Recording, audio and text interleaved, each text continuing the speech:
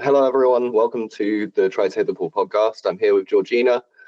She's choosing to remain anonymous because she doesn't want to expose herself to the political side of the conversation. But we're going to be talking about growing up in eras before and being gender confused as a kid and how it's kind of quite normal, as well as some of the experience with what she thinks of the current trans movement and much more. So thank you so much for coming on, Georgina. And can you just tell us a little bit about yourself?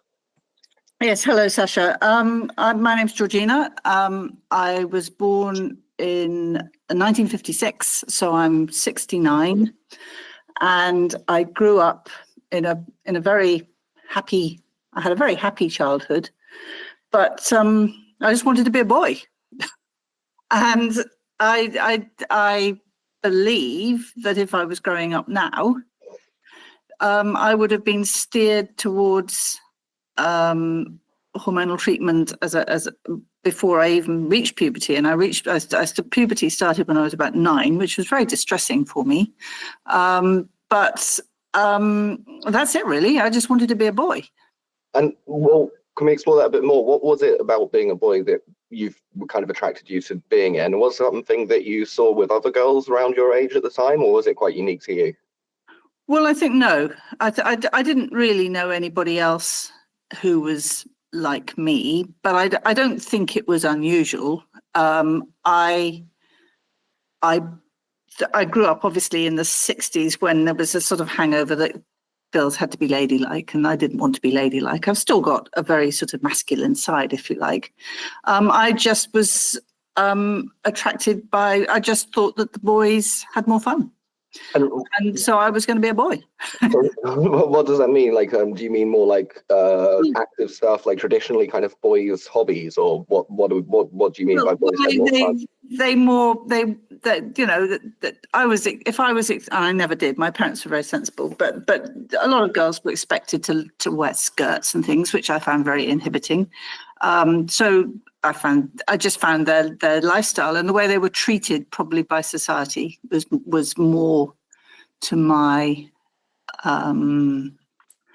liking.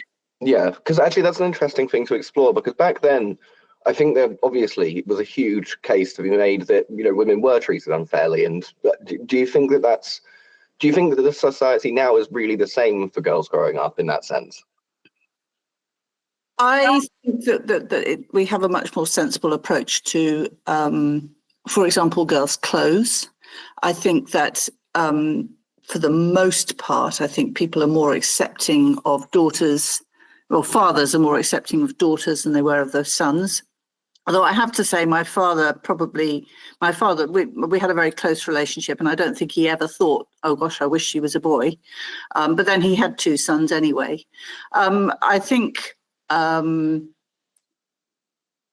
I've lost the thread of this. No, that's okay. We were talking about the idea that back then, obviously, women were, you know, quite obviously repressed. But I feel like a lot of young women today, maybe still, because they read a lot of the books from that era, they kind of have it in their head that they're still fighting the same fights. I find, at least on the kind of online space. Yeah, I don't really know, to be honest. I wasn't fighting a fight. I just thought I'd have more fun if I was a boy. And I didn't. My parents were very much, you can do anything you want. I never felt inhibited by being female in terms of a career choice or anything. But as a child, I didn't even think about things like that. I just, I can't, to be honest, I can't put my finger on why I wanted to be a boy beyond the fact that I thought they had more fun. Yeah, and that society was kinder to them, if you like. You said as well in your bio about you wanting to remove your breasts when you hit teenage years. Is that what do you think kind of caused that sort of thought process? Well, it's you know, growing up is difficult, isn't it? And your body just changes. And because I wanted to run around in shorts in the summer and shorts and nothing else. I couldn't. And I was quite young. I was 9. So I had to put a T-shirt on. And then I had to wear a bra, which was very uncomfortable. And they were just a nuisance, frankly. They weren't particularly big, but a nuisance. And I just wanted to get rid of them. I didn't really want to be reminded, I think, that I was a girl. But I was embarrassed by my developing body. And I can remember at the age of about 13, on a stinking hot summer's day, wearing a big thick woolen jumper.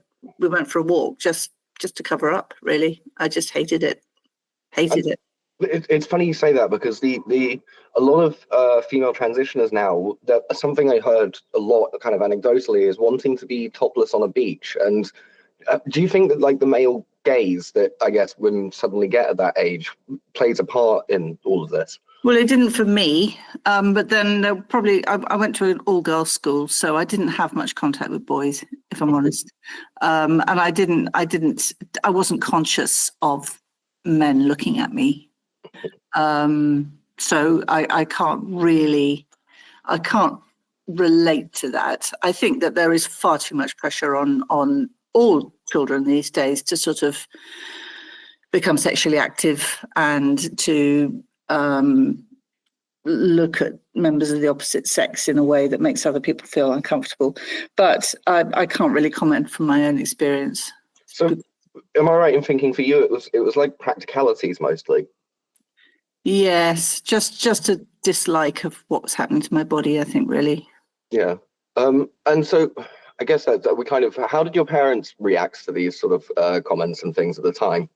Well, I don't remember any reaction. I think my mother, she never really talked about it, but I think she came from a family of 5, and she was the oldest of 4 girls, and then there was a younger son. And I think my grandfather just wanted a son. And I think that the girls were all tomboys, as they used to call them. And I think my mother probably understood what was happening. But I do remember her face when I told her I wanted to cut my breasts off. And when I asked her if it was possible, and she just looked so anguished. And I just thought, and now I look back and I think these days I could have done that. And it would have been heartbreaking for her, for both of them. My father I never remember my father reacting in any way at all. I think they were just being very sensible, really.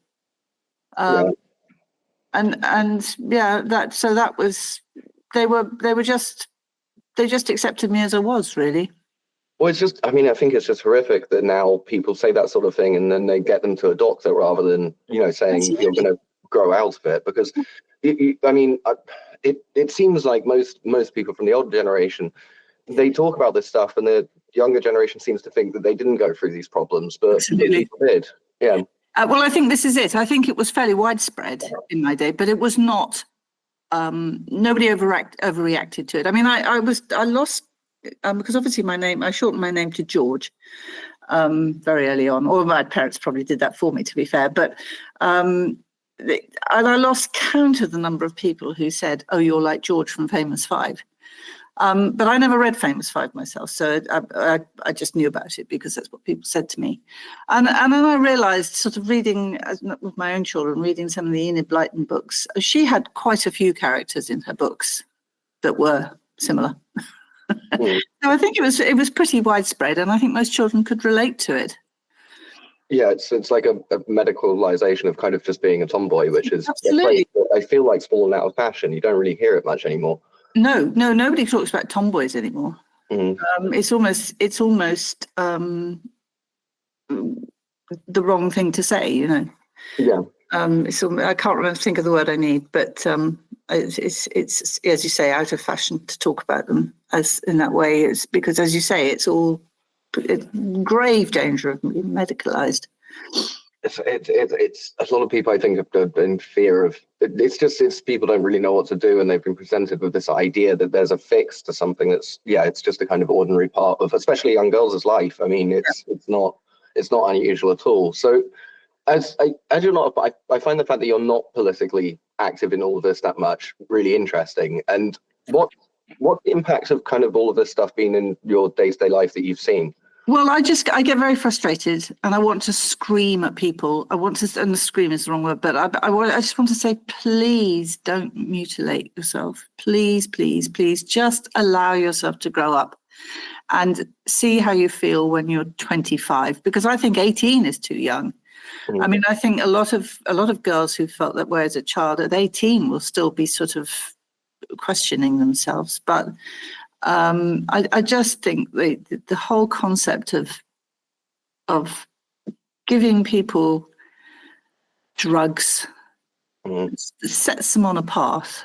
And even if you don't do anything physically until they're older, and it's so difficult to, isn't it, to admit that you were wrong? Yeah.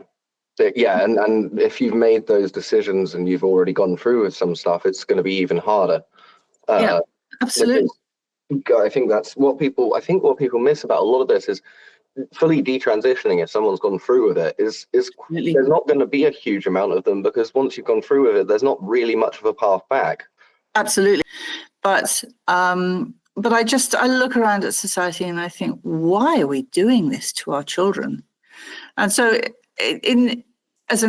that's really the only impact it has on me, beyond the fact that when I see my daughter's friend, I have to be very careful what I say. Yeah. I mean, that's always the thing, right? You're always accidentally stepping on some sort of Absolutely. It's a bit of, even if you're trying to be as careful as possible, everyone ends up doing that. But I do believe that we have to that everybody should treat everybody else with courtesy and respect. So if they've made that decision, then far be it from me to have a go at them or anything like that. But I just want to say, please don't do this. I believe that if you set on that path, even as a teenager, it's much more difficult to retract. I believe if you leave kids alone, most of them, and I accept there are some people with a problem, most of them will grow out of it. Yeah, I think the consensus from what I've spoken to, and throughout this I've spoken to a couple of trans men, and they both did it very late and tried absolutely everything else first and didn't jump on this until they knew it was the last possible decision they could make. A lot of people are going to it before they've tried anything else. Yeah. And I think, you are confused when you're a teenager, and you are sort of a bit, you don't like it. It's not much fun, is it, being a teenager? Or at least for a lot of people, it isn't. And I think families are being kind of bludgeoned into it by they're being told that if this doesn't happen, their children will kill themselves. Well, I never felt like that, frankly. I think this is a modern thing. It's all so much. There's so much. What's the word I'm looking for? Brainwashing, if you like. It's probably not brainwashing, but there's so much on social media and things that just helps, that sort of alters people's sort of mindset. We have perception of kind of looking at people who have found a quote unquote fix, but really everything on social media is like a postcard. It's not people's reality. It's a snapshot of a couple of seconds.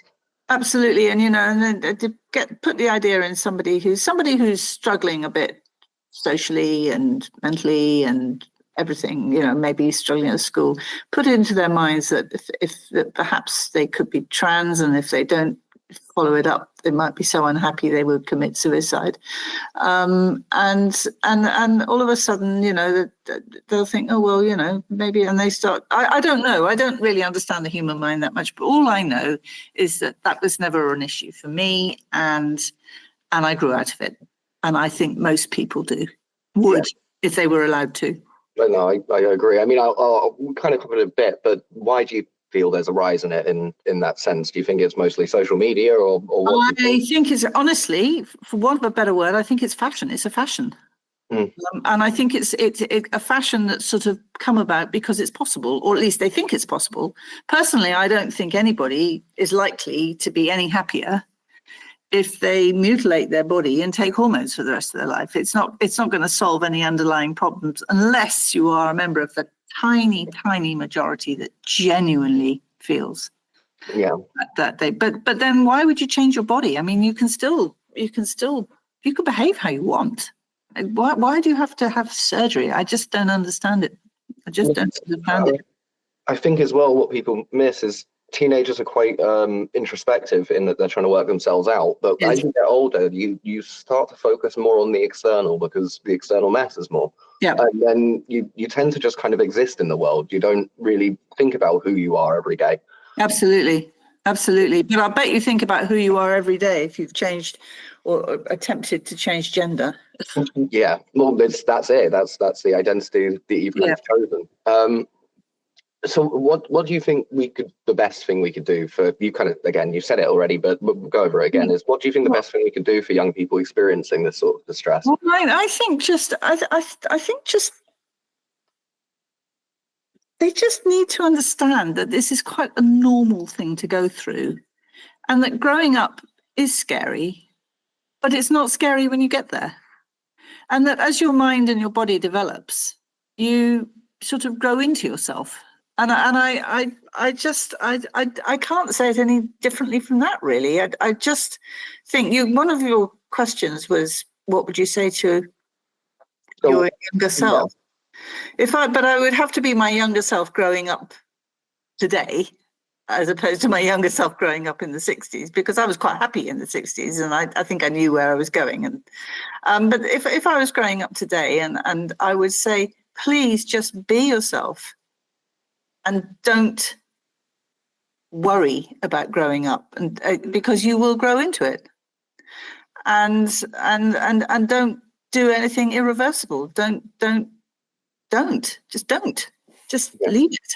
And if you're still unhappy when you're in your mid-20s or 30s, then that's the time to start seeking medical help. But something like 95%. I read a statistic somewhere that 95% of these children grow out of it. Yeah, and then the scary other statistic is 98% or so who go on puberty blockers will carry on with it. So Absolutely. It's almost like if you affirm it in a sense, you create a self-fulfilling prophecy. Absolutely. Self-fulfilling prophecy is exactly it. It's I think I said in my email that by the time I was 17, I realized that I was perfectly happy, and I was starting to think about having relationships with boys and things like that. But it was difficult. It was difficult to say, no, actually, you're wrong. But it was easier in the sense that there wasn't any choice, really. Yeah. But it was difficult. My whole persona had been based on the sort of my masculine side, if you like. And it took me years and years and years to kind of move on from that, really. Well, that's the thing, and not to be crass, but it's also being a lot of these people by doing this will miss out on the part of growing up, which is sexuality. Absolutely, I feel like that is a big part of finding out who you are. Absolutely, and I think I said in my email that I missed out on all the sort of experimenting with makeup and giggling about boys and doing my hair and all that sort of thing, simply because I wasn't interested. But looking back, that really wasn't a big deal. But it was a big deal when I was 17 and sort of didn't really know which way to turn. But I did by then know that I didn't want to be a man. Yeah. So I just didn't know what I was really. But it works itself out. It works itself out. Life takes over, Sorry. No, sorry, go on. Well, I often think now that my husband and I met when I was 40 when I got married, and then we had children. And I often think now that if, life would have been so different if I was growing up today, and it would have literally ruined my life, really. Because it's like the thing I was going to say is, back then there was no way you really could have even been aware of that being an option. So it's like just having it present and knowing that it's there is something that kind of I guess infects is the wrong word, but just kind of infects people's minds. Well, that's what I think. I think that we've created an environment where children who, after all, 10 years old, for goodness sake, some of them have got, they've been told that this can happen, and they believe it because they're children. And it can't really. You can't. The biology is biology. You can't. You can change your appearance. You can give yourself hormones so that but you can't change the way you were born. Not really. Yeah. It's so kind of, it's bizarre because I've got I'm gonna have kids soon, but I have nieces, and the other day, one of them said that she was 8. She said, "Oh, I'm a boy," kind of jokingly, and then Yes. started picking her nose and playing with unicorn toys. And it's like, if Yes. there's some people who will look at that and be like, "Oh, what do you mean by that?" And it's like, you don't need to. Sometimes kids just say stuff. Absolutely, absolutely, but even if you have got a child such as I was, that clearly is at that age happier with the idea of being a boy than a girl. I just think that to encourage it is to make it happen, as you said yourself. Perfect expression, self-fulfilling prophecy. And I think it's. I think one day we'll look back and wonder how we could have done that to a generation of children. I think so. I think we're going to be looking. It sounds bad to say, but I think we're going to be looking back on this similar to how we look back on lobotomies. Absolutely, and future generations, I think, will be I hope, actually. I hope it doesn't go the other way, but future generations will just be absolutely scandalized. It will be a massive scandal. There'll be loads of compensation paid out, and maybe I might be wrong, but I don't think you are. I think it makes too little sense to too many people for it not to kind of snap back on itself massively. But the other thing that I find very frustrating is the way that conversation about this is being shut down. So if you have this sort of conversation with the wrong person, it's mostly younger people, to be fair, then they literally shut you down. So you have to be careful what you say. But I do feel that because of my childhood, I have an insight that many people don't. There's many people of my age that simply can't understand why anybody would want to be able to change sex. I understand it, but I also know that you grow out of it. Well, most people do. I do know there are some people, and I do know that there are some people who have a genuine medical problem as well. But they're a tiny minority, and I just hate the fact it's become normalized. I really do. Yeah, it's become a very strange civil rights movement when it doesn't really need to be. It's the most bizarre civil rights movement I don't think there's never been anything like it. Well, yes, exactly, and why? What? Yes, there is a small, tiny minority of people who have got a genuine problem, but why does everybody else have to be the same? Why can't we just allow people to be who they are? And as I say, I would always treat people with the utmost respect and courtesy, regardless of their decisions. But when it comes to children, I just think, no, please, you can't do this. I think there has to be a line drawn in the sand somewhere. But thank you so much. I mean, we went through all the questions. So if there's anything else that you want to add, not really. I mean, I'm it's nice to have an opportunity to talk about it, really. And I wish you well with your book, and I hope it makes a difference. Yeah, me too. I mean, that's really the whole goal. Is I didn't really choose to be in the media, but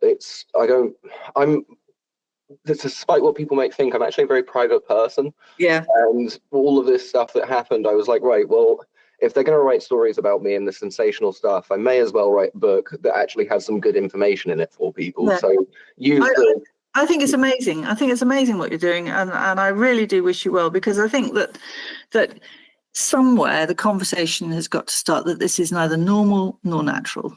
And it needs, and the mindset needs to change.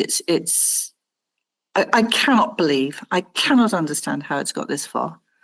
Yeah.